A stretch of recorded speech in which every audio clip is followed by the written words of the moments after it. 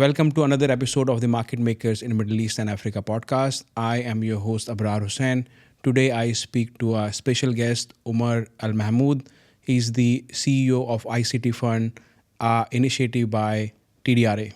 Omar, welcome to the podcast. Thank you for having me. Yeah, Omar, Absolutely. you have a very interesting story and a very successful one. Now a CEO of ICT Fund, which has a huge impact. Tell us about your story. Sure. So it's a long story, but if you allow me, I'll just go back to starting point is my childhood.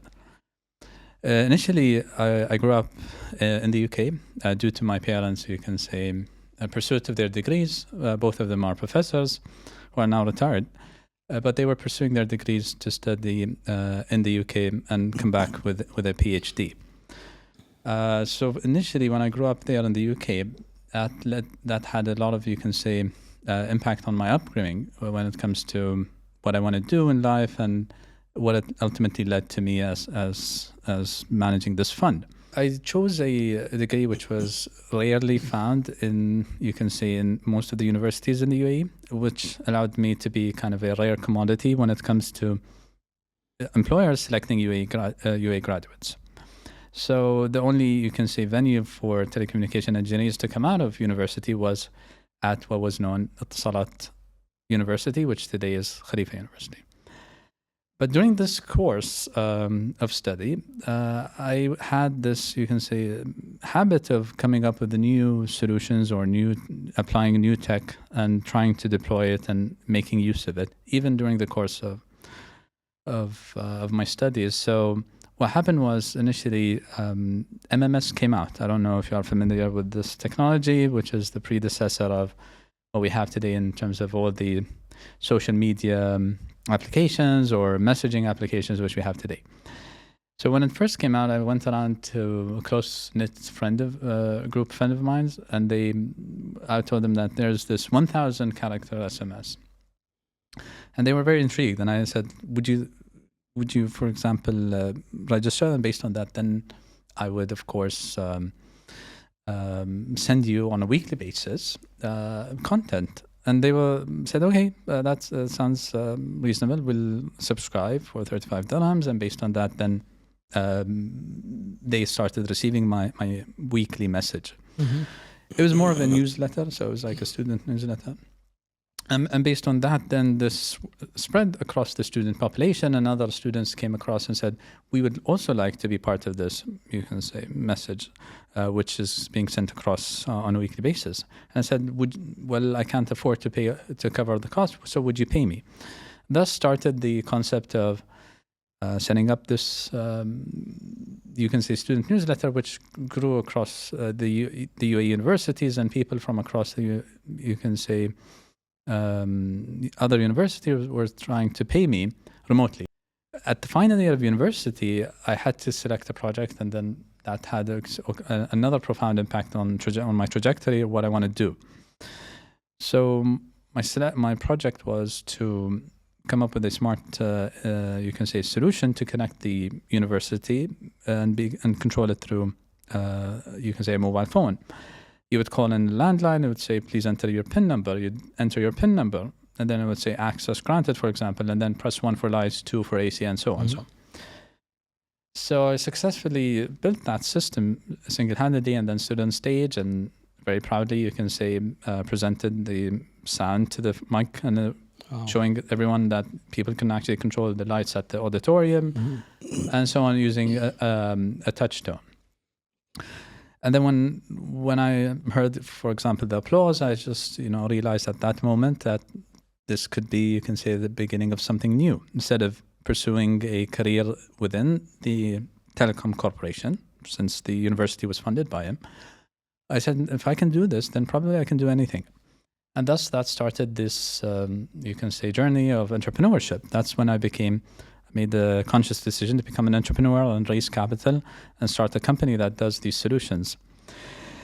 So after graduation, I remember the day that a couple of my peers were calling saying, have you done an interview? And I said, yes, I have done an interview. And they said, what did the, you can say, telecom operator HR department ask you? I said, no, you got it all wrong. I'm doing the interview where I'm interviewing people because I'm starting a startup and launching a company.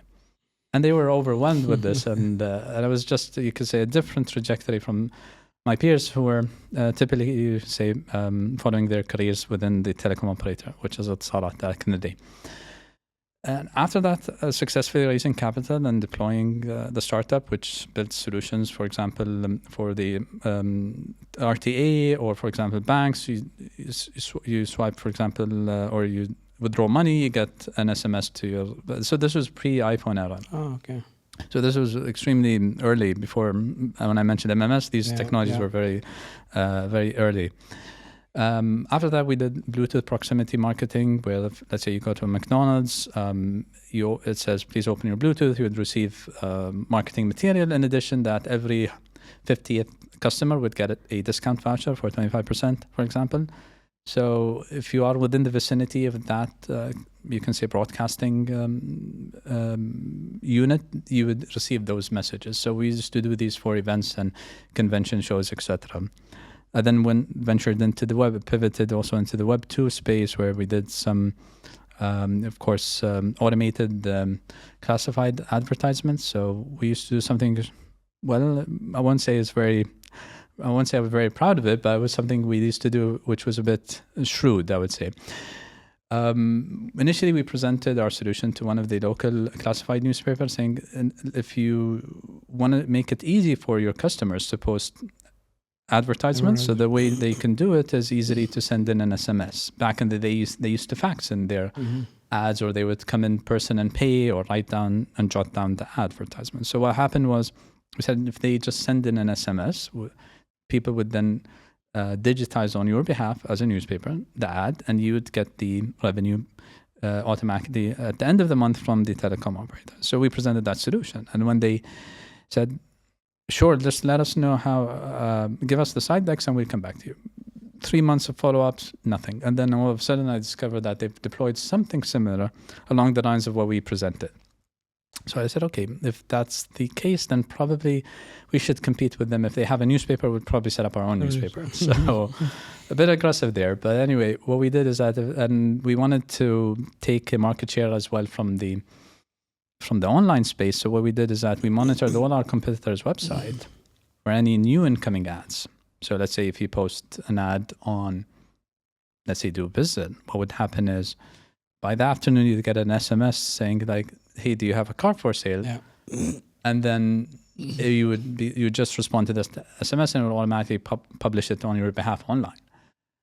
So we did that, and then we used to do that on an automatic basis. So the more people post on your website, the more you would get targeted by our automated scripts.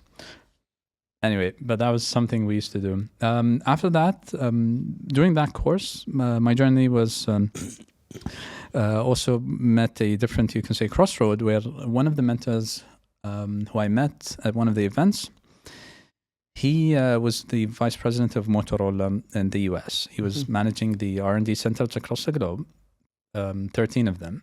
We were in touch, and then I would also seek his advice on matters related to my startup. He called me one day saying that, Omar, I've been appointed as CTO at Dubai Silicon Oasis, and I'm forming a team.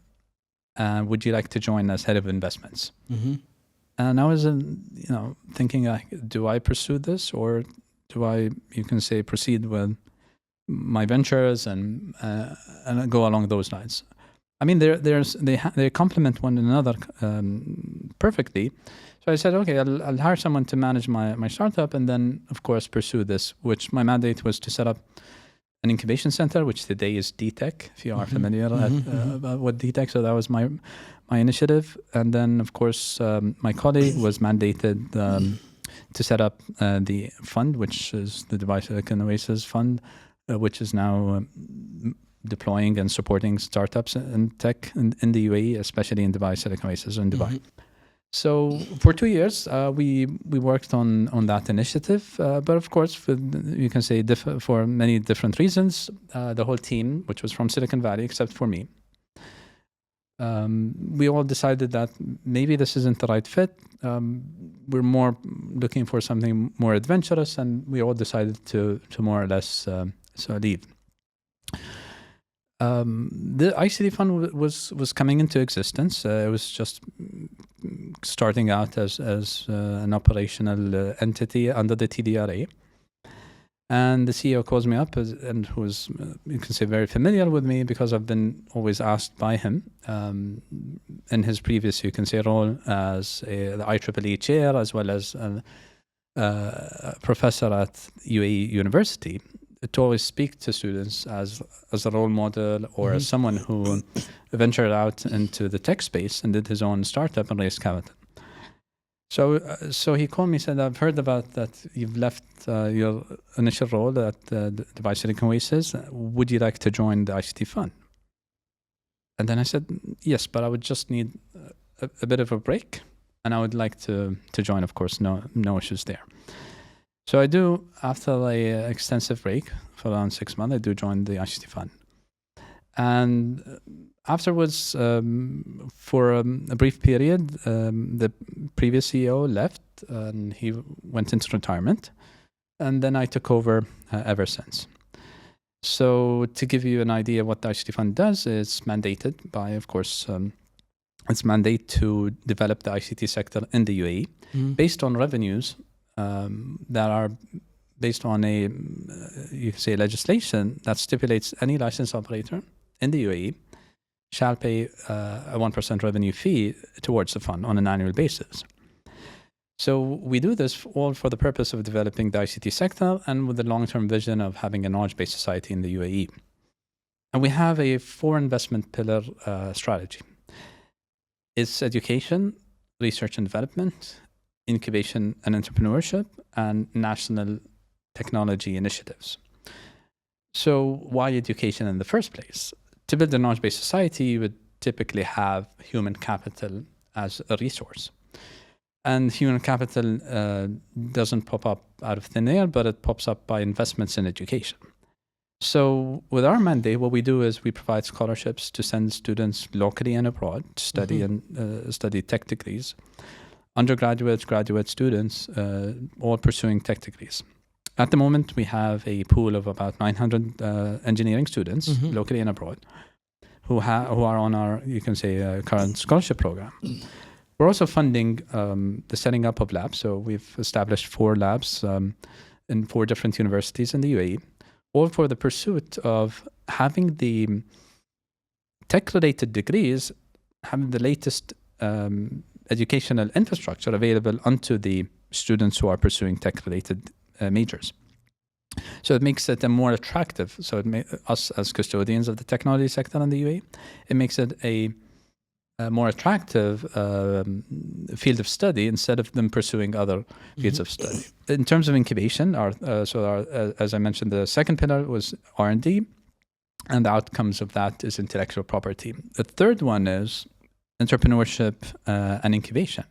We fully believe that to commercialize IP, we need to support boot camps, hackathons, accelerator centers, and provide seed capital to entrepreneurs to actually deploy their innovations. That's my roots, if you like. So we've been supportive of many of the initiatives in the UAE. We've worked with, for example, N5 in Dubai, at Dubai Internet City. We've worked with the UAE government UAE Hackathon, which is conducted across all the Emirates on an annual basis. We've worked, for example, with the Shira Center, the Sharjah Entrepreneurship Center, with their Sharjah Entrepreneurship Festival, and we've deployed many programs with them. We've worked also with the ICT Fund as well. And along those, and many, of course, entrepreneurs and startups with, for example, the higher colleges of technology. We've set up an incubation space, which is, we call it an incubation space. So it's not just incubation, it's innovation as fused with incubation. So students who are actually in their 3rd or 4th year of studies can start their startups within the premise of the university. So we've provided seed capital for the students or the graduate students, if you want to call them, to start their companies. So in our last cohort, we've had a a startup which does fashion, UAE fashion. It's a Emirati lady. She's doing fashion with regards using AI. So you would see yourself before you actually acquire the custom-made, for example, dress, but you would foresee yourself within what we call a smart mirror. Other, you can say, interesting startups we've supported. One was related, of course, to drones. They've one of the startups they had is to clean towers in the UAE or in any office building using automated drones. So that was one of the startups that was funded. So those are just examples of what we've been doing in the incubation space. And then on the national level, these are broad projects which involve a great number of stakeholders, to give a few of them. So Omar, thank you very much. Very interesting vision and mission of the fund. Tell us some of the success stories and some of the programs that you have taken at the national level. Sure. So on a national level, these initiatives which we are funding or funded have, of course, have a profound impact on the UAE society or the tech sector at large. And I'll share some of these examples or success stories. So if I go back, way back in 2012, the concept of smart learning came up. So with the Mohammed bin Rashid Smart Learning Program, the initial vision was to how do we take the educational system in the UAE to the next level with the use of technology. So the initial drive was, of course, to do that, you would need to interject technology in all aspects of the educational sector. What happened was we worked alongside the Prime Minister's office and the Ministry of Education, as well as technical, you can say, engineers from the TDRA to iterate our educational system to the next level. So what happened is fiber optics was rolled out to connect every school to have a high-speed network. And then, of course, we wanted to also digitize the curriculum of the UAE public sector, and then adopt a learning management system where people can now interact with the learning material on a continuous basis instead of just being limited to the class time, of the in-person class time.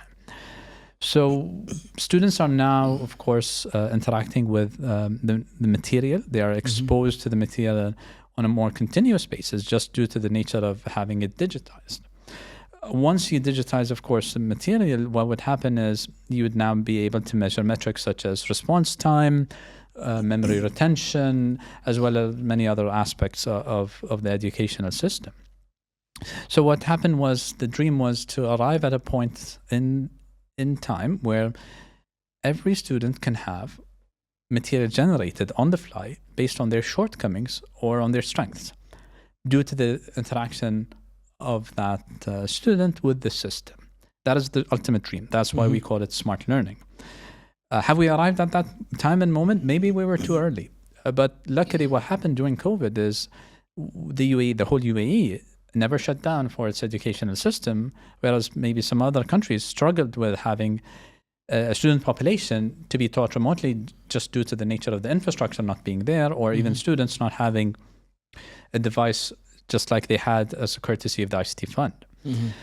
So that was an extreme, you can say, success overnight that was proven during COVID, where we initially started out our investments way back in 2012. And ever since, we've had our first generation of students being graduated in 2017 using a hybrid teaching system.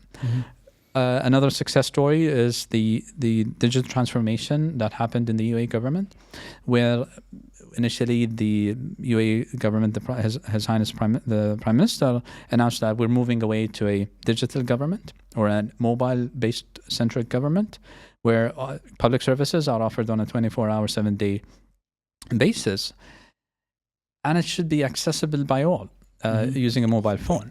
So that was the drive, and there was a 2-year race to the finish line to have every public sector department being converted to being available on the mobile phone.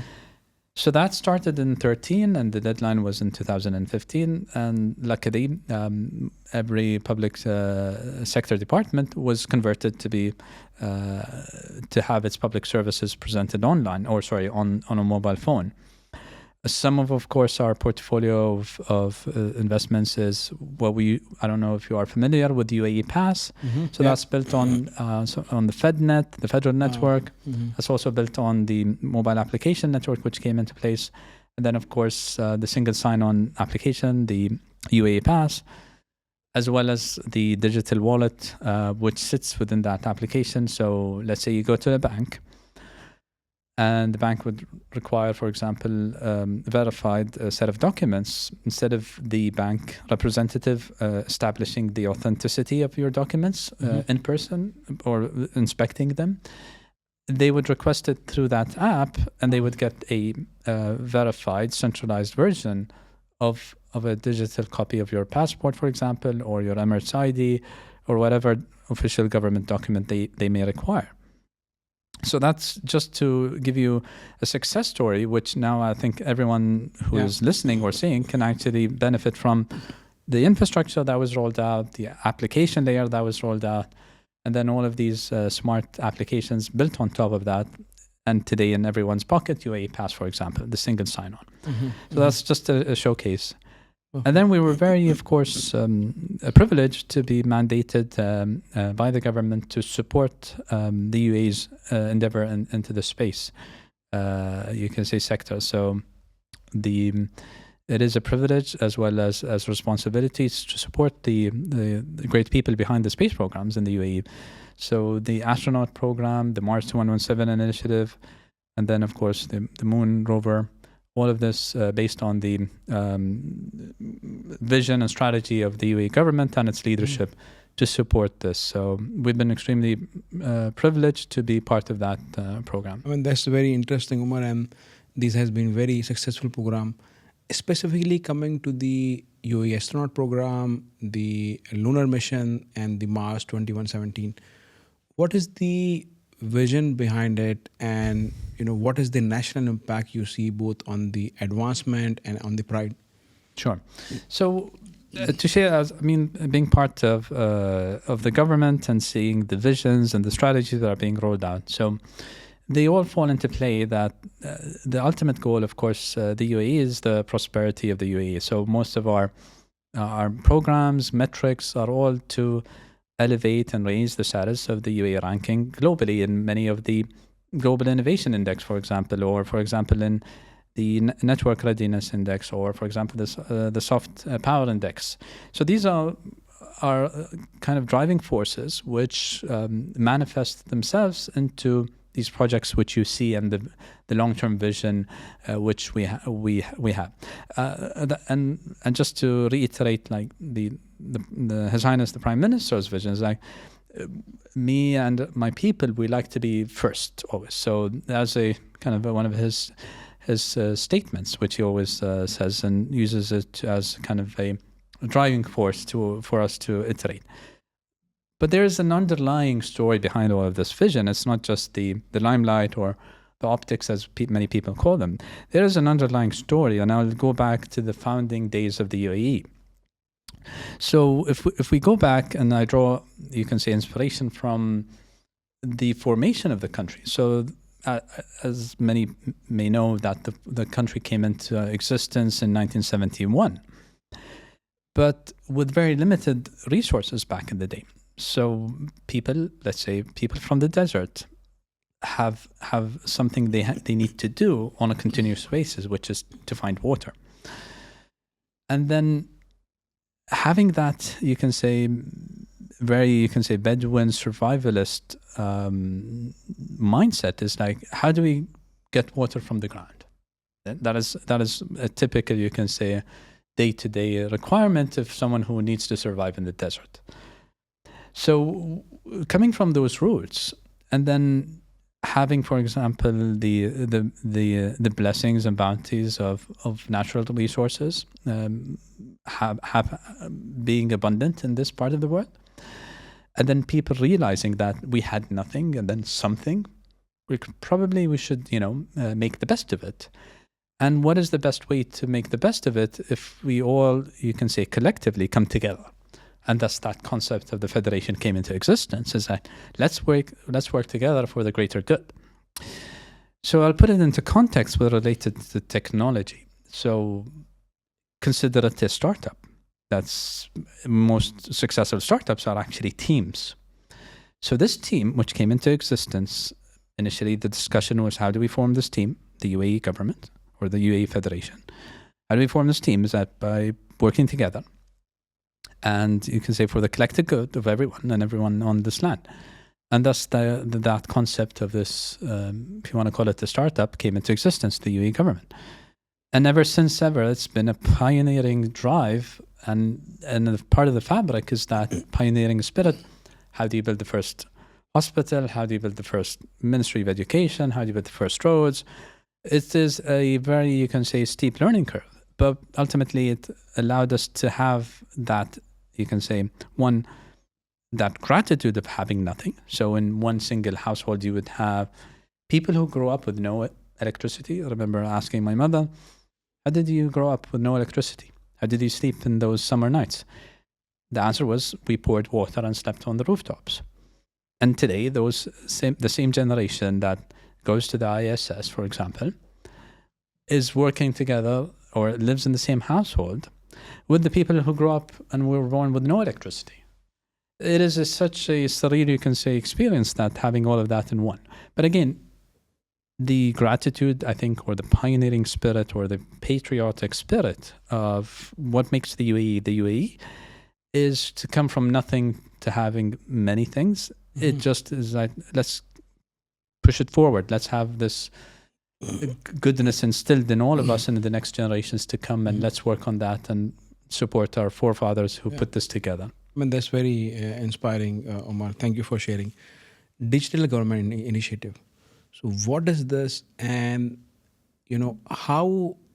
what challenges you face implementing these kind of services on a national level when so many stakeholders are involved, and how this Digital Government Initiative has involved, and what impact it had on citizen services? Sure. So, of course, you become coming from the tech sector as well. You are extremely, you can say, familiar with the challenges having legacy systems, different systems, and how do you have a seamless service being presented to the end user in one single interface? Whereas the backends, for example, to give you an example of a challenge the TDRA team had.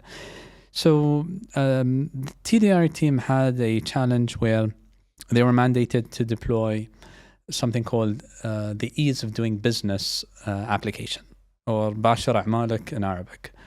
So the idea was to have a single application presented to any investor who would like to set up a company in the UAE, and he can or she can select a business license in any jurisdiction through a single app. Because we wanted to, of course, improve the ease of doing business index metric for the UAE. And one way of doing that was to facilitate this application. That meant that we had to connect to all the different departments of economical development in the UAE, and to connect with different jurisdictions, different systems, different technologies, and integrate them all through one application and present it at the end of the day to the investor in one app was an extremely, you can say, uphill battle. The teams, they struggled on the technology side, on the, you can say, different strategy sides of different stakeholders having their different timelines, mandates, APIs, you can figure. So that was an extreme a challenge, but luckily the team managed to successfully deploy that app, and people and investors could, you can say, use a single app to deploy or register their companies through a single app. Mm-hmm. Perfect. Now, coming to the World Government Summit, you are the sponsor, ICT Fund is the sponsor of the same. How does it impact global collaboration, sharing of ideas between various governments? Sure.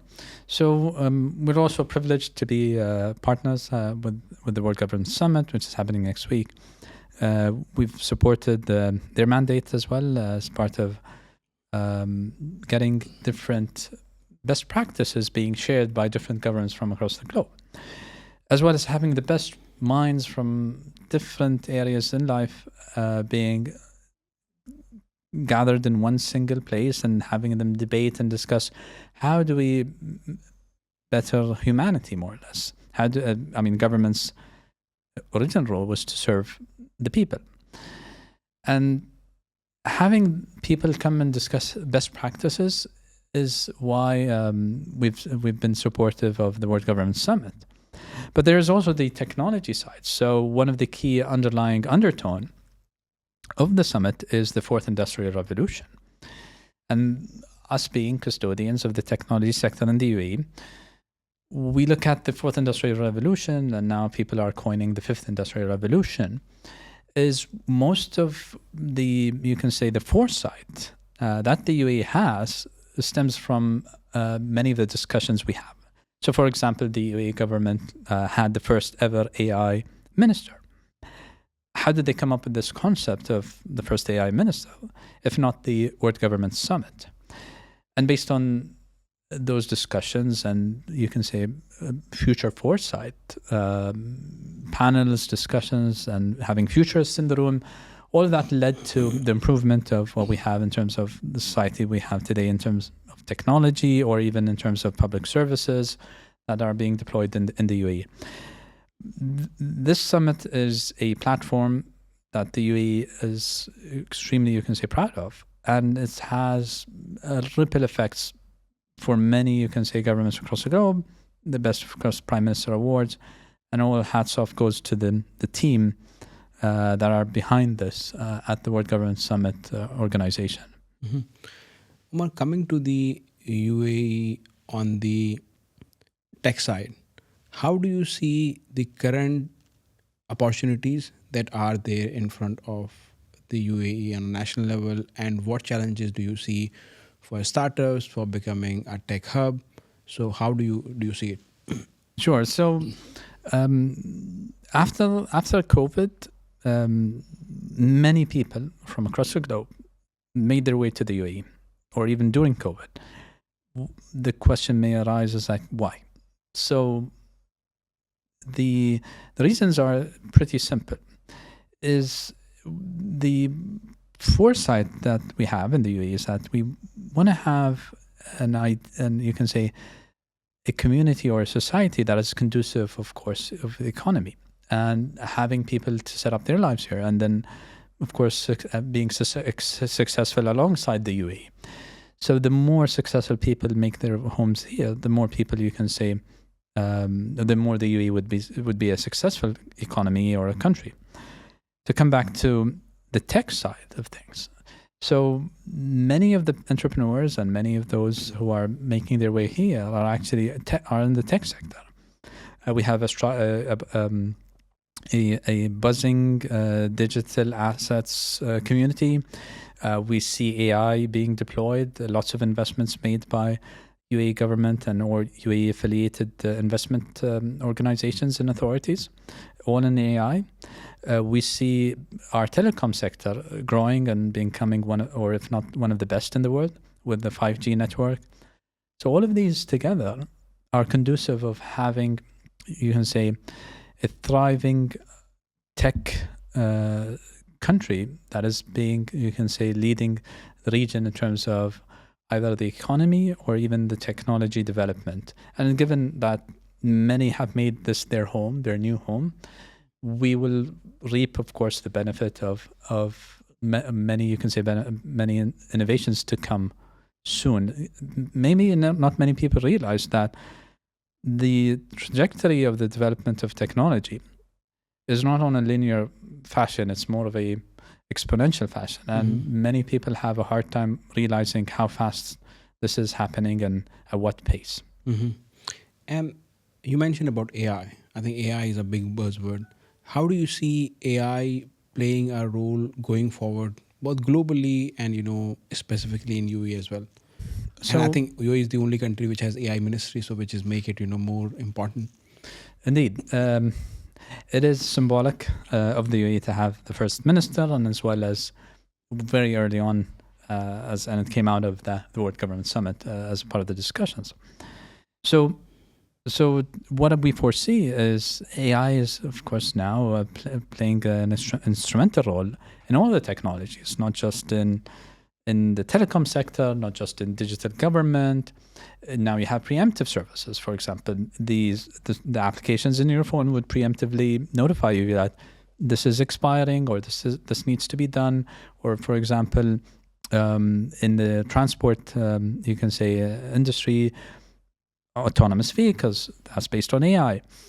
But we haven't arrived at this fully autonomous vehicle moment. But just to give you a sneak peek of what is over the horizon, when you have 5G networks, or even the next generation of 5G networks, 6G, 7G, whatever generation network we arrive at, and you have a very, you can say, developed AI engines, for example, and then you have autonomous vehicles, what would happen is you would have driverless cars completely, instead of having someone behind the wheel.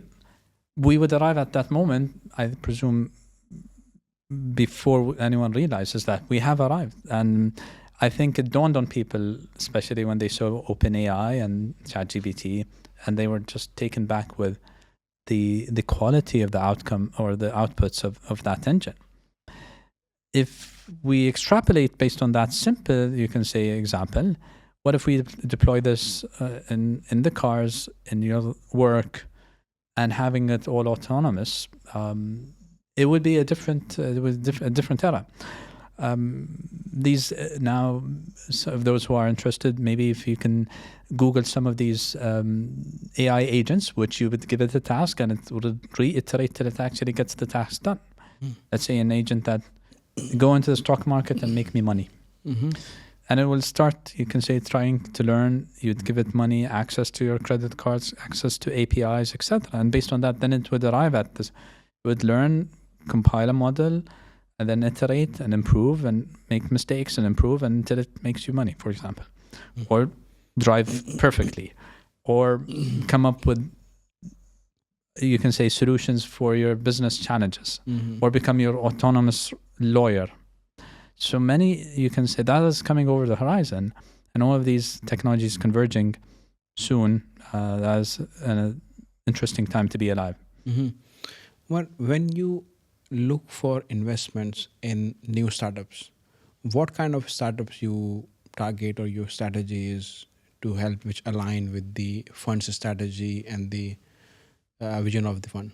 Sure. So we are mandated to support UAE nationals to become tech entrepreneurs. That is our original mandate, since we're a public service fund. Our mandate is to develop the ICT sector and also encourage UAE nationals to become entrepreneurs. And many policies were devised in the UAE government to have policies set up related to HR. So now you can take a sabbatical to set up your own startup, and you would be supported by the government to be given time off, and you go and launch your startup. If you are successful, you can pursue that career, and if not, you can also come back.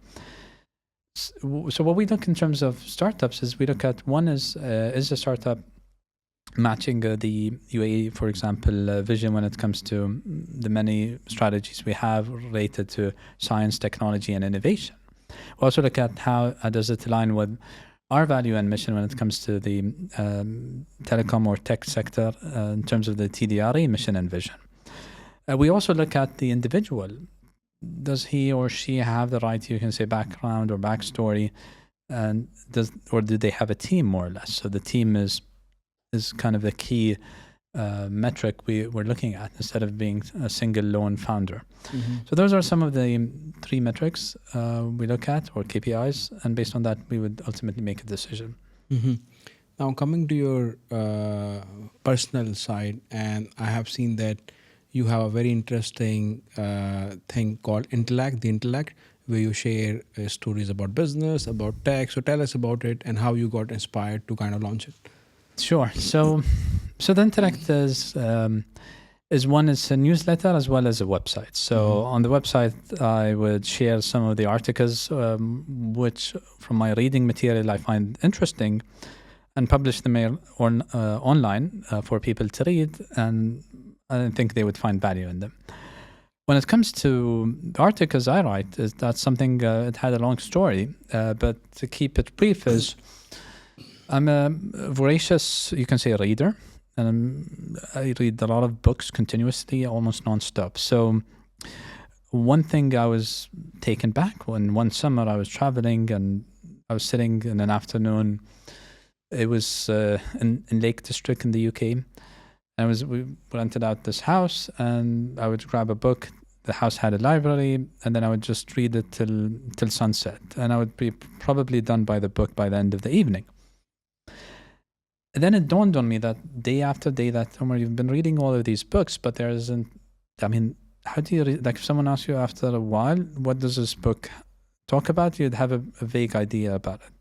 So it took me down a rabbit hole of how do you retain information? How do you read books? How do you acquire knowledge? What do you do with it? So it ultimately led to this this niche topic called personal knowledge management systems. So a personal knowledge management system is how you would classify, categorize information that you come across in a system that is to your liking or to your, you can say, comfort. So one story, one system is a German system called Zettelkasten. It means slipbox in German. And it was devised by a professor of sociology named Professor Nicholas Luhmann. Professor Nicholas Luhmann is a world-renowned professor in sociology. He published in his lifetime 70 books and 4,000 articles. And when I did the math, that averages to around 2 books per year. And I was taken back. Who publishes 2 books in a year? That is something outstanding. What is his technique? That was the underlying, you can say, story I wanted to find out. So it's a very simple technique of note-taking. He would, I would highly recommend if people Google search Zettelkasten, the technique. It's basically 3 types of notes. Let's say I meet you. You would share something of interest. I would share something. You would share something, and then I would write down on an index card just the name of the book, for example, which you shared. This is a fleeting note. So it's called a fleeting note before the idea, or maybe you're in the shower and you have an idea or something you wanted to think. You write it down before you jot it down before it goes away. So that's a fleeting note. Let's say you go and read about the book, or you read the book itself, and then you summarize the idea, and then you would write maybe a 3 bullet point saying the book talks about so and so, or this maybe per chapter or whatever you want. This is a literature note, but you would reference the day I met you at the bottom of the note, and also you would categorize it based on, let's say, if it was about psychology or self-development. Let's say it's about business strategy or whatever it may be, but you would categorize it. Let's say hashtag in today's terminology. So you'd hashtag that as, let's say, business strategies. And then you would categorize, put that index card away.